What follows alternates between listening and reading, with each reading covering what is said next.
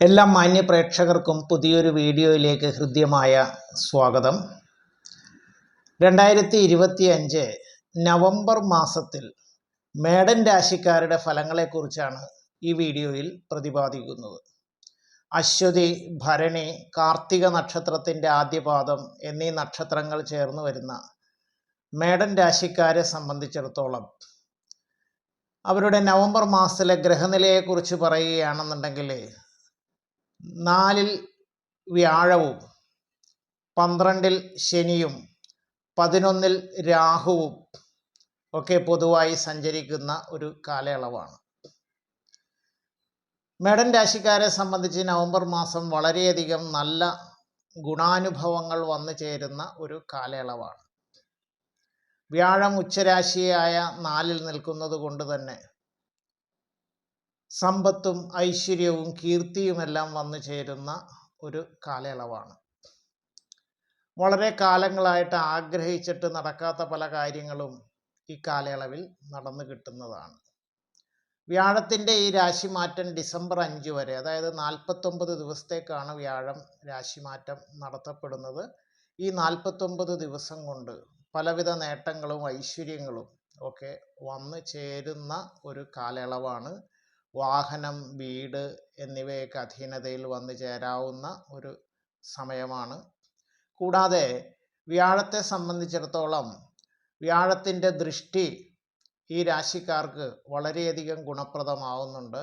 വ്യാഴം ദൃഷ്ടി ചെയ്യുന്നത് 8, 10, 12 എന്നീ രാശികളാണ്.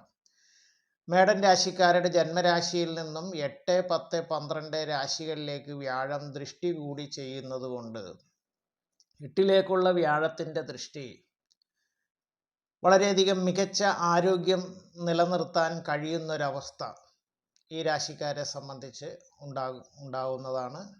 10-ലേക്കുള്ള വ്യാഴത്തിൻ്റെ ദൃഷ്ടി കർമ്മപുഷ്ടി ഉണ്ടാക്കും. കർമ്മസംബന്ധമായിട്ട് വളരെയധികം നേട്ടങ്ങളും ഐശ്വര്യവും അംഗീകാരങ്ങളും ഒക്കെ വന്നു ചേരുന്ന സമയമാണ്. ഏത് കർമ്മമേഖലയിൽ പ്രവർത്തിക്കുന്നവർക്കും ഇത്തരത്തിലുള്ള നേട്ടങ്ങളും അംഗീകാരങ്ങളെല്ലാം വന്ന് ചേരുന്നതാണ്. കൂടാതെ 12-ലേക്ക് വ്യാഴം ദൃഷ്ടി ചെയ്യുന്നു. 12-ലേക്ക് വ്യാഴം ദൃഷ്ടി ചെയ്യുമ്പോൾ 12-ൽ ശനി നിൽക്കുന്ന സമയമാണ്. 7 ശനിയുടെ സമയമാണ്. എങ്കിലും 12-ലേക്ക് വ്യാഴം ദൃഷ്ടി ചെയ്യുമ്പോൾ ഈ 49 ദിവസത്തേക്ക്, അതായത് അത്രയും കാലയളവിൽ 7 ശനിയുടെ ദോഷം അനുഭവപ്പെടുകയുമില്ല. മാത്രവുമല്ല, 12 എന്ന് പറയുന്നത് ചെലവിൻ്റെ സ്ഥാനമാണ്.